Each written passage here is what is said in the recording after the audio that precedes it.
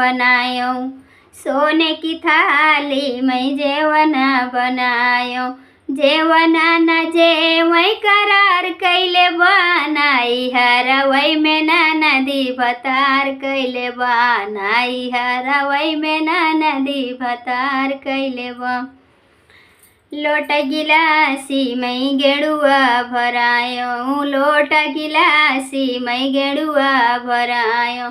गेड़ुआ न घोटे करार कैले बाय, गेड़ुआ न घोटे करार कैले बनाई हरवै में नदी भतार कैले बनाई हरवै में नदी भतार कैले बा।